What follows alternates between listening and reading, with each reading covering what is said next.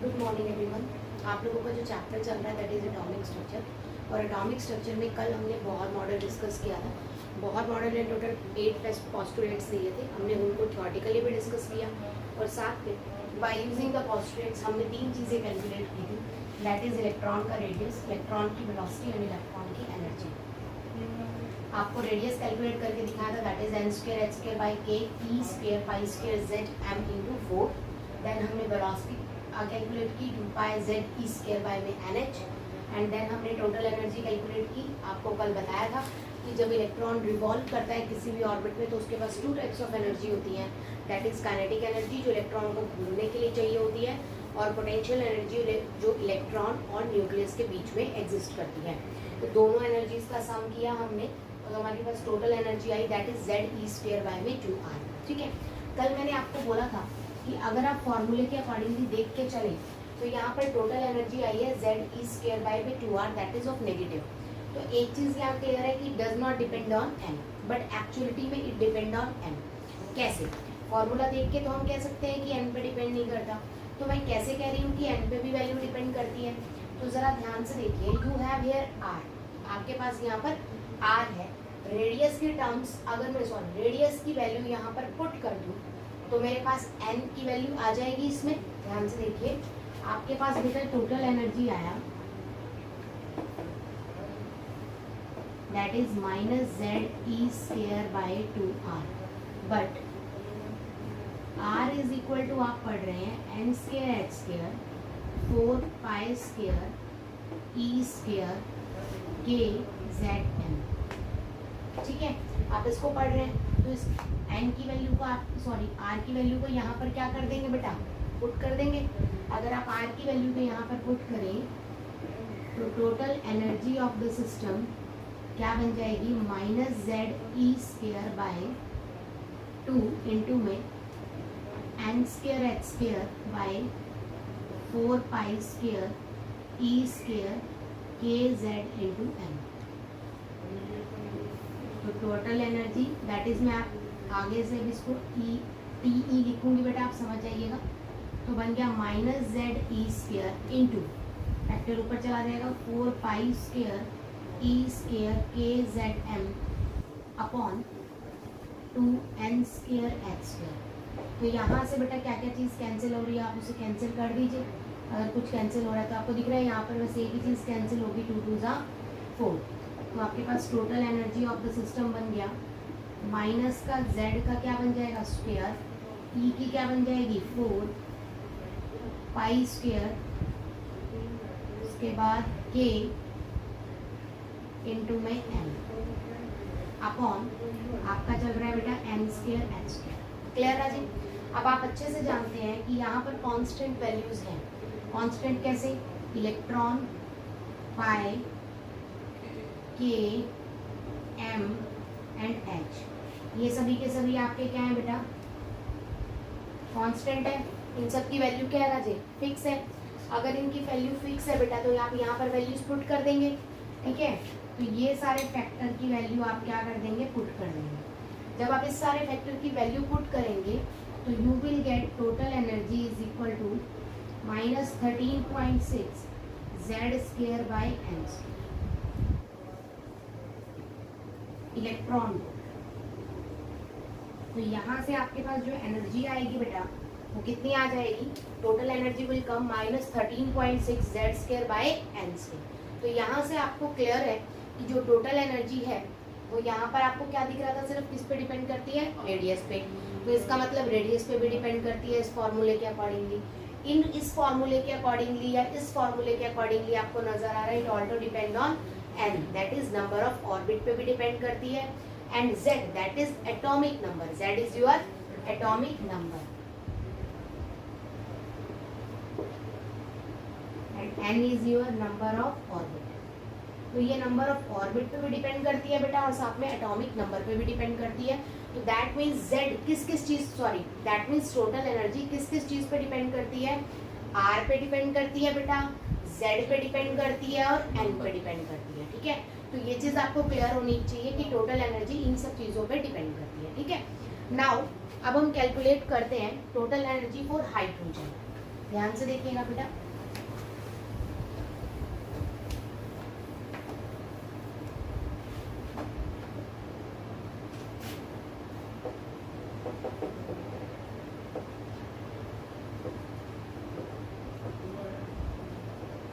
Hydrogen atom 4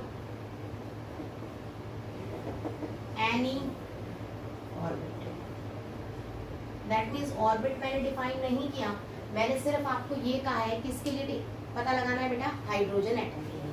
तो आपके लिए एक चीज क्लियर है कि फॉर हाइड्रोजन एटम के लिए बेटा जरा ध्यान से देखेंगे, Z की वैल्यू कितनी है 1, और N मैंने बोला है किसी भी ऑर्बिट में तो N की वैल्यू क्या रखूंगी मैं, N ही रखूंगी। तो मेरी टोटल एनर्जी ऑफ हाइड्रोजन कितनी बन जाएगी बेटा, माइनस के 13.6 इंटू में Z का स्क्वायर कितना हो गया 1 का स्क्वायर अपॉन N का स्क्वायर इलेक्ट्रॉन। तो total energy of hydrogen will be minus 13.6 by में N square electron volt. Clear है बेटा मेरी बात यहाँ तक, ठीक है। नेगेटिव साइन का मतलब क्या होता है बेटा, नेगेटिव का मतलब क्या होता है, हीट एब्जॉर्ब हुई है, तो यहाँ पर एनर्जी ये क्या करेगा बेटा, बोलो एब्जॉर्ब एनर्जी। यहाँ पर एनर्जी कौन सी है, एब्जॉर्ब होने वाली एनर्जी है। यहाँ तक कोई डाउट? अब बच्चा आपको ये नजर आ रहा है this is in electron volt, है ना। अगर मैं बोलूँ जूल में कैलकुलेट करना है तो आप जूल में कैलकुलेट करने के लिए चार्ज से मल्टीप्लाई कर देंगे, दैट इज 1.6 इंटू 10 की पावर 19 से इसको मल्टीप्लाई कर देंगे तो आपकी एनर्जी किस में आ जाएगी, जूल में। अगर मैं कहूँ आपको किलो जूल पर मोल में कैलकुलेट करना है तो आप इसी एनर्जी को मल्टीप्लाई किससे करेंगे, 96 से, ठीक है। यहाँ तक कोई डाउट है आपको? और अगर मैं आपको बोलूँ इलेक्ट्रॉन वोल्ट पर मोल के लिए निकालो, ये इलेक्ट्रॉन वोल्ट किसके लिए बेटा, पर एटम के लिए। ये एनर्जी आप कह सकते हो दिस इज इलेक्ट्रॉन वोल्ट पर एटम। कंप्लीट अगर आप लिखना चाहें तो दिस इज इलेक्ट्रॉन वोल्ट पर एटम। तो पर एटम के लिए बेटा, ठीक है, किसके लिए आ जाइए, पर एटम। पर एटम का मतलब किसके लिए, एक एटम के लिए, ठीक है। अब आपको पता है 1 मोल की अगर कैलकुलेट करनी है तो 1 मोल में कितने एटम्स होते हैं, Avogadro number that is 6.022 into 10 की पावर 23 एटम्स होते हैं। क्लियर होगी मेरी बात यहाँ तक, ठीक है। तो अगर आपको एवोगैड्रो नंबर के लिए निकालना है तो इसको मल्टीप्लाई कर देंगे बाय 6.022 इंटू 10 की पावर 23 एटम्स, ठीक है। तो ये आपकी यूनिट के अकॉर्डिंगली आपको देख के चलना है कि न्यूमेरिकल्स में आपकी वैल्यू क्या गिवन है और आपको यहाँ पर क्या यूज करनी है। यहाँ तक क्लियर हो गया बेटा सबको? अब कुछ क्वेश्चंस देखते हैं बेटा, कुछ मतलब एक तरह से कंसेप्ट्स देखते हैं इसको यूज करके। मैंने आपको बोला फॉर हाइड्रोजन एटम,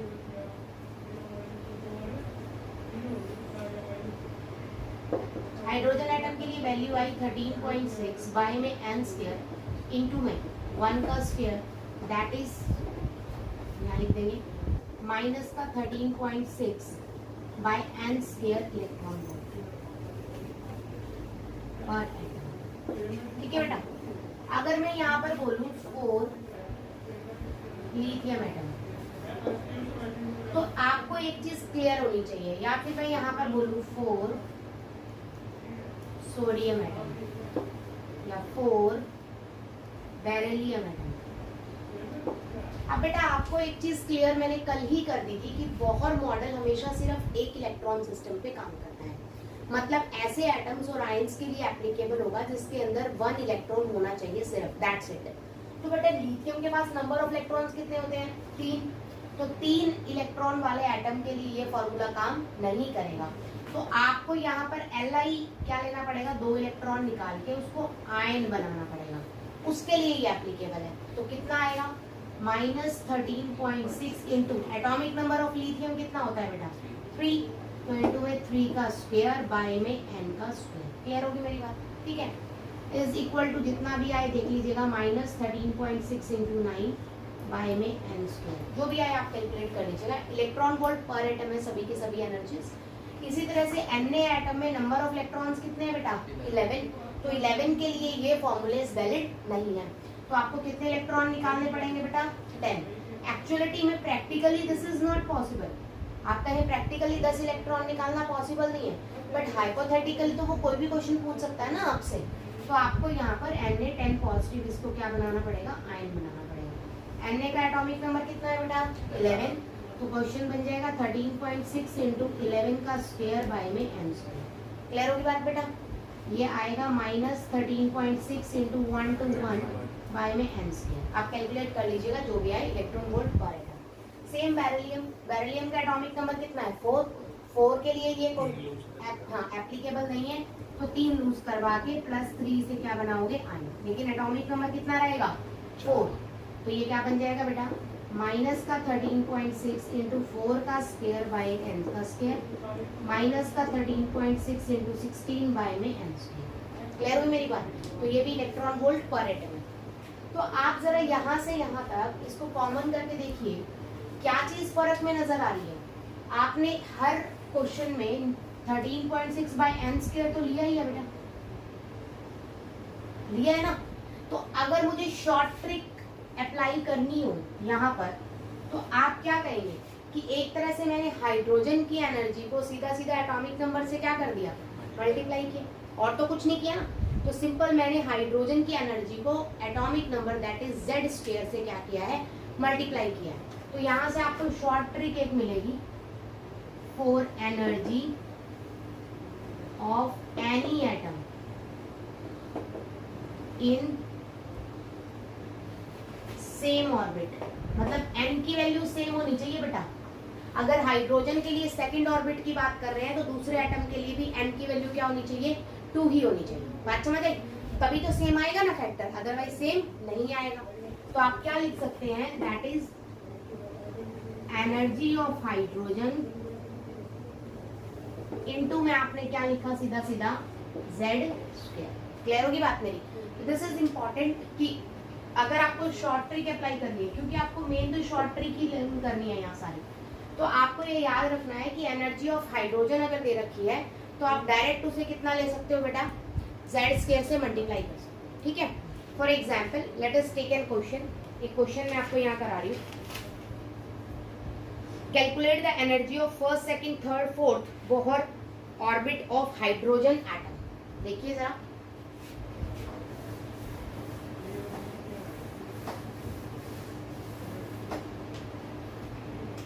क्वेश्चन है कैलकुलेट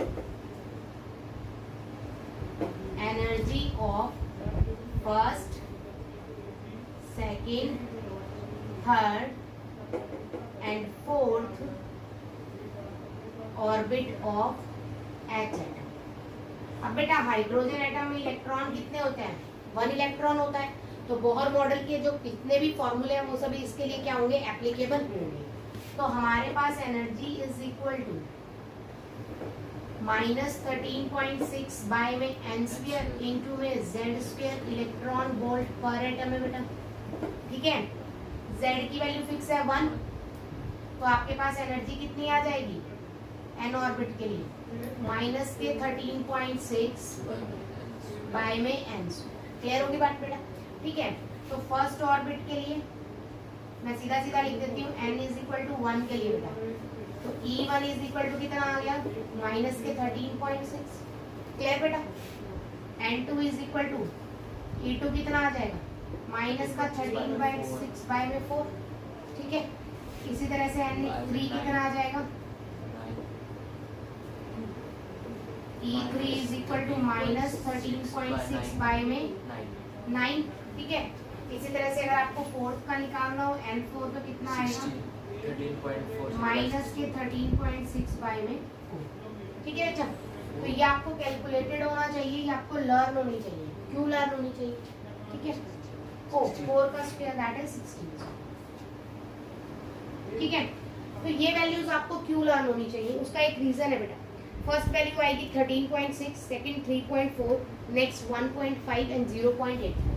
याद रखिएगा, फर्स्ट वैल्यू आएगी 13.6, सेकंड क्या आएगी बोलिए, कितना बोला मैंने अभी भी, 3.4 इलेक्ट्रॉन वोल्ट माइनस की बेटा, माइनस ही आएंगी सारी वैल्यू।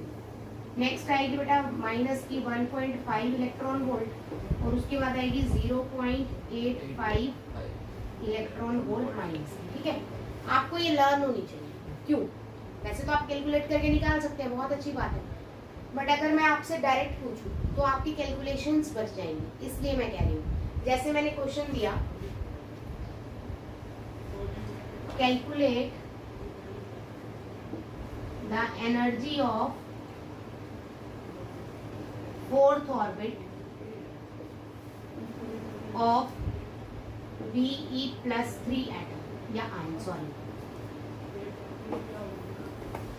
अब बेटा फोर्थ ऑर्बिट के लिए निकालनी है, मैंने आपको बोला है हाइड्रोजन की एनर्जी से मल्टीप्लाई कर दो सीधा सीधा, तो डायरेक्ट अगर मेरे को याद है कि E4 0.85 हाइड्रोजन के लिए कितनी है, -0.85 इलेक्ट्रॉन वोल्ट है बेटा, है ना। तो मेरी E4 किसके लिए, Be+3 के लिए हो जाएगी माइनस के 0.85 इंटू में, बोलो कितना एटॉमिक नंबर होता है, 4 का स्क्वायर -0.85 इंटू 4 का स्क्वायर 60, कितना आ जाएगा ये, -13.6 आ जाएगा, ठीक है। तो इस तरह से आप डायरेक्ट कैलकुलेट कर सकते हैं। अगर आपको डायरेक्ट फॉर्मूला नहीं लगाना था तो आप डायरेक्ट इसमें रखते बेटा -13.6 बाय n क्या है बेटा, फोर्थ के लिए 4 हो जाएगा n की वैल्यू, और z की वैल्यू भी कितनी है, 4 4 जा 16, तो आपका क्या है, कोई कैलकुलेशन हो जाएगी। यहाँ पर आप डायरेक्ट मल्टीप्लाई कर सकते हैं। तो ये 4 स्टेजेस की वैल्यू आपको याद होनी चाहिए। E1 = 13.6, E2 = 3.4, E3 = -1.5 and E4 = 0.85 electron volt. अगर आपको ये 4 वैल्यूज याद है तो आप अच्छे अच्छे क्वेश्चंस भी सॉल्व कर सकते हैं, ठीक है। उसके बाद एक दो क्वेश्चंस और देखते हैं। Calculate the energy of third orbit of helium positive ion, आसानी से निकाल सकते हैं। He पॉजिटिव के लिए निकालनी है बेटा, calculate the energy of third orbit of He positive ion, निकाल सकते हो बेटा। थर्ड E3 फॉर हाइड्रोजन कितनी होती है, डायरेक्ट कितनी होती है E3, -1.5 इलेक्ट्रॉन वोल्ट, डन बेटा। तो पर एटम, ठीक है, तो E3 फॉर He पॉजिटिव कितनी हो जाएगी, -1.5 इंटू 2 का स्क्वायर बेटा, -1.5 इंटू 4, दैट इज माइनस के 6.0 इलेक्ट्रॉन वोल्ट पर एटम। इस तरह से आप आसानी से क्लियर कर सकते हैं कोई भी क्वेश्चन अगर आपको आए, कर लेंगे ना आप ये, ठीक है। नेक्स्ट कह रहा है calculate the total energy, kinetic energy, potential energy of second Bohr orbit of elements having atomic number 10। Second Bohr orbit की बात कर रहा है बेटा, दैट इज n की वैल्यू कितनी है, 2, ठीक है, और एटॉमिक नंबर कितना दिया हुआ है बेटा, 10। बहुत आसान है। N2 के लिए हाइड्रोजन की वैल्यू बताओ, E2 और हाइड्रोजन कितना है, -3.4 इलेक्ट्रॉन वोल्ट पर एटम, है ना बेटा। और ये कौन सी एनर्जी होती है, टोटल एनर्जी है ये। तो मेरी एटॉमिक नंबर 10 के लिए बोलो बेटा, E2 फॉर एटॉमिक नंबर 10, कुछ भी हो सकता है वो एटम, कितनी हो जाएगी, -3.4 इंटू में 100, 10 का स्क्वायर 100 होता है, कितना हो गया 340 माइनस का इलेक्ट्रॉन वोल्ट पर एटम। यहाँ तक कोई डाउट बेटा, this is my total energy, ठीक है। कल मैंने आपको रेशो करवाई थी, अगर आपको याद हो तो आप चाहें तो पोटेंशियल एनर्जी का फॉर्मूला भी पुट कर सकते हैं। नॉर्मली बच्चे क्या करेंगे, यहाँ से मैंने पोटेंशियल एनर्जी पूछी है तो पोटेंशियल एनर्जी लगाएंगे, कितनी बल बोलो बेटा, -ZE² बाय में R, पोटेंशियल एनर्जी बाय में R होता है, ठीक है। और काइनेटिक एनर्जी बाय में क्या होता है, -ZE² बाय में 2R। तो बहुत से बच्चे क्या करेंगे, यहाँ वैल्यूज पुट करेंगे, यहाँ क्या करेंगे, वैल्यूज पुट करेंगे, बट हमें ये पता है कि kinetic energy is equal to by में total energy is equal to कितना आ रहा था, -1 के इक्वल आ रहा था, एंड काइनेटिक एनर्जी बाय में total energy is equal to कितना आ रहा था बेटा, 2 आ रहा था। तो यहाँ से kinetic energy is equal to कितना आ जाएगा बेटा, माइनस ऑफ टोटल एनर्जी आ जाएगा बेटा, आ जाएगा ना। टोटल एनर्जी आपने यहाँ निकाली है -340, तो -340 यहाँ पुट करेंगे तो काइनेटिक एनर्जी सीधी सीधी कितनी आ गई, प्लस के 340 इलेक्ट्रॉन वोल्ट पर एटम। क्लियर हुई मेरी बात? इसी तरह से यहाँ पर डबल बोल रहा है बेटा, सॉरी यहाँ पोटेंशियल एनर्जी आना था, सॉरी। तो potential energy is equal to 2 into में क्या, टोटल एनर्जी बेटा, है ना। तो 2 इंटू टोटल एनर्जी कितनी है, -340, तो कितना बन जाएगा, 6 -680 इलेक्ट्रॉन वोल्ट पर एटम। तो दो तरीके हैं आपके पास, या तो आप रेशो का इस्तेमाल कर लीजिए जो कि बहुत आसान पड़ेगा आपको कैलकुलेशन के मेथड में, या फिर आप क्या कीजिए, इस तरह से इसमें वैल्यूज पुट कीजिए। Z की वैल्यू है ही आपके पास, एटॉमिक नंबर 10 है, इलेक्ट्रॉन की 1.6 इंटू 10 की पावर 19 है, ठीक है। Y में R आपको नहीं दे रखा, तो यहाँ से पहले आपको R निकालना पड़ेगा। R का फॉर्मूला मैंने आपको कराया है, n² h² Y में K into pi square into M into Z into 4 into E का स्क्वायर, ठीक है ना। तो वो सब कराया, उसमें वैल्यू पुट करके पहले R निकालो, फिर उस R को यहाँ पुट करो, फिर काइनेटिक एनर्जीज और पोटेंशियल एनर्जीज निकालिए, बहुत बड़ा हो जाएगा। और ये क्या होगा आपके लिए, रेशो वाला मेथड बहुत इजी हो जाएगा। तो आपको ये देखना है कि आपको यूज क्या करना है। थोड़ा सा दिमाग अगर आप खोल के रखेंगे क्वेश्चन करते वक्त, तो बहुत आसानी से समझ आ जाएगा कि ये शॉर्ट ट्रिक काम आ जाएगी, अदरवाइज बहुत बड़े बड़े क्वेश्चन हो जाएंगे। ठीक है बेटा, क्लियर है यहाँ तक? नेक्स्ट टॉपिक हम देख रहे हैं बेटा कि ट्रांजिशन के टाइम पे एनर्जी रिलीज और अब्सॉर्ब कैसे होती है। ट्रांजिशन में आपको ऑलरेडी पहले बता चुकी हूँ कि क्या होता है, ध्यान से देखिए। ये अगर मैं फर्स्ट ऑर्बिट, सेकंड, थर्ड और फोर्थ ले रही हूँ, तो फर्स्ट से इलेक्ट्रॉन का सेकंड पे जाना, या फर्स्ट से डायरेक्ट फोर्थ पे जाना, या सेकंड से थर्ड पे जाना, या थर्ड वाले का फोर्थ पे जाना, इसी को बोलते हैं ट्रांजिशन। क्या बोलते हैं? ट्रांजिशन। इसी तरह से मैं सेकंड टॉपिक इसके साथ ही ले रही हूँ बेटा। अगर मेरा फोर्थ, थर्ड, 2, 1, फोर्थ से मेरा इलेक्ट्रॉन गिर रहा है बेटा, डायरेक्ट सेकंड में गिरा या फर्स्ट में गिरा, ठीक है, या थर्ड में गिरा, या थर्ड से इसमें गिरा। कहने का मतलब ये है कि इलेक्ट्रॉन का लोअर ऑर्बिट से अपर ऑर्बिट में जाना या अपर ऑर्बिट से लोअर ऑर्बिट में जाना, दोनों ही प्रोसेस क्या कहलाती है? ट्रांजिशन। क्या कहलाती है? ट्रांजिशन। आपको अच्छे से पता है कि यहाँ पर एनर्जी क्या होगी बेटा? एब्जॉर्ब होगी, क्योंकि लोअर एनर्जी लेवल से, रीजन क्या है बेटा? ट्रांजिशन का हो रही है lower to higher. Lower energy level से कहाँ जा रहा है? हायर एनर्जी लेवल पे। अब ये बेटा हायर से वापस आ रहा है, तो हमेशा एनर्जी क्या करता है? रिलीज। तो यहाँ पर अगर मैं बात करूं तो एनर्जी क्या होगी बेटा? रिलीज होगी। क्यों? क्योंकि हायर एनर्जी लेवल से कहाँ आ रहा है बेटा? लोअर एनर्जी लेवल पर आ रहा है। ठीक है, तो दोनों ही ट्रांजिशंस कहलाती हैं।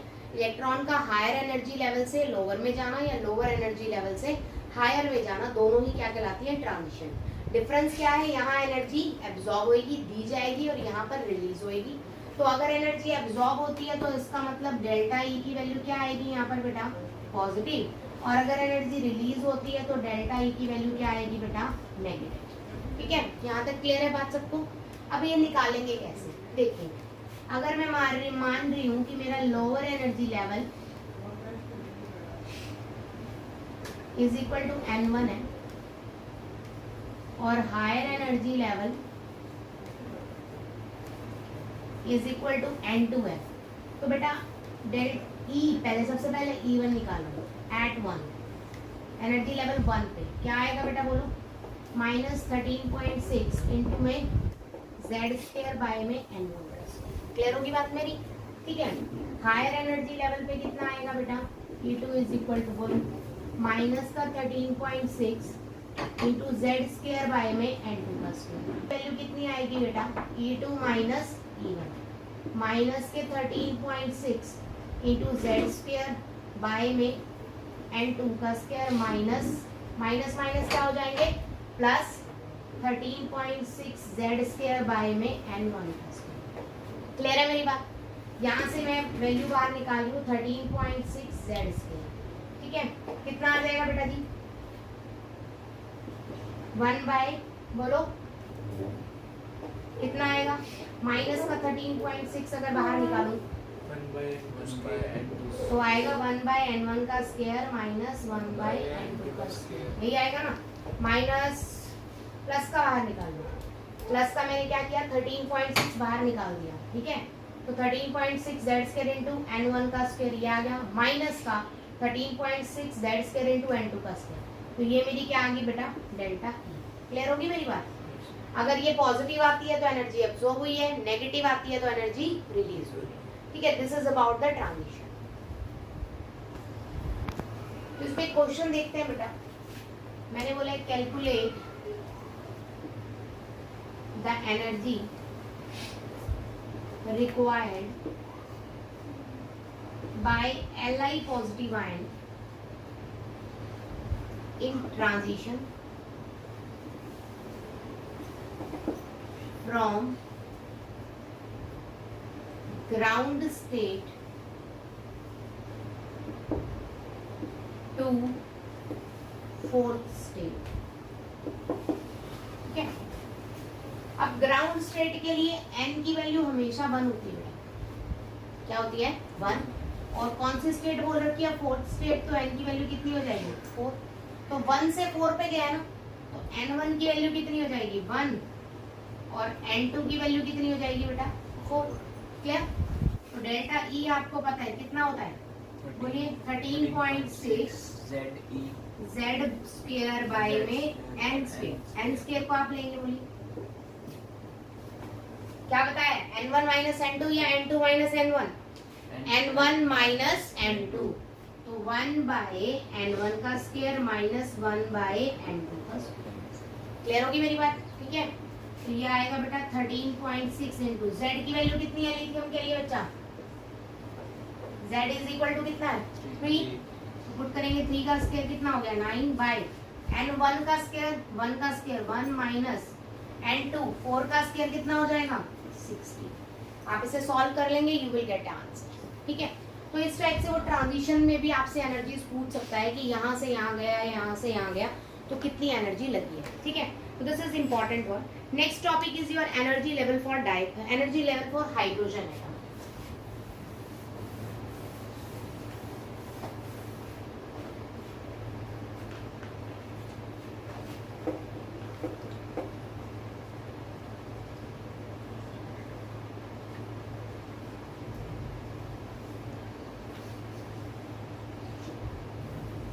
हाइड्रोजन एटम के लिए बेटा बात करते हैं। This is 1, this is 2, this is 3rd, 4th,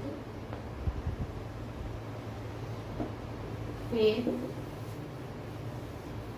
infinity. आप जरा गौर से देखिए, मैंने बनाया यहाँ पर गैप ज्यादा, फिर मैंने गैप कम कर दिया, फिर मैंने और कम कर दिया, फिर मैंने और कम किया है, तो इंफिनिटी पे तो मतलब बहुत ज्यादा हो जाएगा। तो मतलब आप देख रहे हैं कि जैसे जैसे शेल बढ़ता चला जा रहा है, तो गैप क्या है वो कम होता चला जा रहा है। एनर्जी गैप्स क्या हो जाते हैं? कम हो जाते हैं। ठीक है, तो E1 की वैल्यू कितनी होगी बेटा? फर्स्ट एनर्जी स्टेट मैंने आपको पहले भी बता दी है, ये कितनी होगी? माइनस की 13.6 इलेक्ट्रॉन वोल्ट पर एटम की बात हो रही है बेटा। E2 की वैल्यू कितनी बताई? Minus 3.4 electron volt. ठीक है, उसके बाद थर्ड में E3 मैंने आपको बताया माइनस 1.5 इलेक्ट्रॉन वोल्ट। E4 मैंने आपको बताया माइनस 0.85 इलेक्ट्रॉन वोल्ट। इस तरह से चलते चले जाएंगे। मेन आपको ये 4 लेने हैं, और E इन्फिनिटी आपको पहले ही बता चुकी हूँ मैं कितना होता है? 0। क्लियर होगी मेरी बात बेटा? तो आपको ये 4 वैल्यूज बेटा लर्न करनी है। आई एम रिपीटिंग अगेन, आपको ये 4 वैल्यूज लर्न करनी है, क्योंकि हम ऑलरेडी डिराइव कर चुके हैं। That is energy for any atom. Atom कौन सा होना चाहिए बेटा? Single electron system. तभी तो बोहर के फॉर्मूले एप्लीकेबल होंगे, जैसे Li positive, beryllium 3 positive, Na 10 positive. तो मतलब जिसमें एक इलेक्ट्रॉन हो, सिर्फ वो चीज यहाँ पर वैलिड रहेगी। ठीक है, हमेशा किसके इक्वल होगा? एनर्जी ऑफ हाइड्रोजन के मल्टीप्लाई में आपको क्या लेना है? Simply Z square. तो आप एटॉमिक नंबर के स्क्वायर से अगर मल्टीप्लाई कर देते हैं तो you will get your answer. तो बहुत इजी हो जाएगा, कैलकुलेशंस बहुत कम हो जाएंगी, नेग्लेजिबल हो जाएंगी अगर आप इस फॉर्मूले को यूज करते हैं। तो this is energy level for your hydrogen. ठीक है बेटा, अब अगर मेरे को बात करनी है कि एनर्जी किस चीज में मैक्सिमम जाएगी, किस चीज में कम जाएगी, अगर आपको ये निकालना है, कि जैसे डेल्टा ई मैक्सिमम कब होगा, ठीक है। तो आप ये देखेंगे कि आपके पास दो n है, एक n1 और एक n2, दो n है, एक क्या है बेटा छोटा होगा और दूसरा क्या होगा बड़ा होगा, है ना। तो अगर आपको निकालना है कि डेल्टा ई मैक्सिमम चाहिए मुझे, या मेरे को वेलोसिटी फ्रीक्वेंसी मैक्सिमम चाहिए, या लैम्डा क्या चाहिएगा बेटा मिनिमम, ठीक है। तो उसके लिए n1 की वैल्यू क्या होनी चाहिए लोवेस्ट, और n2 की वैल्यू क्या होनी चाहिए हाईएस्ट। ये मैं एक क्वेश्चन करके दिखाती हूँ। मेन इंपॉर्टेंट ये है कि इन दोनों का गैप क्या होना चाहिए बेटा, वो मैक्सिमम होना चाहिए। गैप क्या होना चाहिए मैक्सिमम, ठीक है। लेट्स सी एक क्वेश्चन देखते हैं इस पे। यहाँ पे फोकस कीजिए इस क्वेश्चन पे। मैंने बोला है एनर्जी किस में मैक्सिमम होगी, मैं एनर्जी मैक्सिमम की बात भी कर सकती हूँ, यहाँ मैं मैक्सिमम फ्रीक्वेंसी की बात भी कर सकती हूँ सेम, और मैं लैम्डा मिनिमम की बात भी कर सकती हूँ, तीनों ही ऑप्शन सेम आएंगे। मैंने आपको बोला है n1 लोवेस्ट होना चाहिए। पहले आपको फर्स्ट कंडीशन देखनी है, अगर आपका आंसर फर्स्ट कंडीशन में आ जाता है तो सेकंड कंडीशन पे आप जाओगे ही। सबसे कम n1 किस में है बेटा, फर्स्ट वाली वैल्यू n1 होती है, तो 2 2 3 3 कौन सी ज्यादा है, कौन सी सबसे कम है 2 2, है ना। अब दो ऐसे केसेस हैं जिसमें n1 क्या है सबसे कम है ना। तो सबसे कम अगर n1 है लोएस्ट है, तो दूसरी कंडीशन पे आ जाओ, n2 क्या होना चाहिए हाईएस्ट। अब इसमें 3 है और इसमें क्या है 4, तो आंसर क्या होगा हमारा 2 2 4। क्लियर। नेक्स्ट n1 की वैल्यू सबसे कम 3 4 5 7, सबसे कम किसमें है 3 में, तो दैट मींस ये डायरेक्ट आंसर हो जाएगा। डन बेटा। 2 4 1 1, लोएस्ट कौन सी है 1, लोएस्ट कौन लोएस्ट कौन सी है 1। अब 1 के बाद सेकंड क्या होनी चाहिए हाईएस्ट, हाईएस्ट कौन सी है सेकंड इंफिनिटी। क्लियर होगी बात मेरी, ठीक है। तो पहले आप फर्स्ट कंडीशन देखेंगे, अगर फर्स्ट कंडीशन टैली नहीं हो रही then you come to the second condition. Okay बेटा, ठीक है। अगर मैं इसका उल्टा कर दूं कि एनर्जी क्या होनी चाहिए मिनिमम बेटा, और म्यू मैक्स क्या, म्यू भी क्या होना चाहिए फ्रीक्वेंसी मिनिमम, लेकिन लैम्डा क्या होनी चाहिए मैक्सिमम। अगर मैं ये कंडीशन दे दूं तो इस कंडीशन में उल्टा हो जाएगा। n1 की वैल्यू क्या लोगे हाईएस्ट, हाईएस्ट किसकी है बेटा 3 हाईएस्ट है, और n2 क्या होना चाहिए लोएस्ट, तो इसमें लोएस्ट ये वाला है तो 3 2 4 आ जाएगा इसका आंसर। डन। n1 क्या होना चाहिए हाईएस्ट, तो फर्स्ट ही ऑप्शन में आंसर आ गया, सेकंड को टैली नहीं करना। n1 हाईएस्ट, तो फर्स्ट ऑप्शन में आंसर आ गया। क्लियर होगी मेरी बात। तो this is the very important part. ये आज ट्रांजैक्शन जो मैंने कराई उसका बहुत इंपॉर्टेंट पार्ट है, ये जी मेंस में बहुत बार पूछा गया है। This is very very important, इस पे आपको फोकस करना है, ठीक है। आज का लेक्चर यही फिनिश करते हैं, कल हम आगे स्टार्ट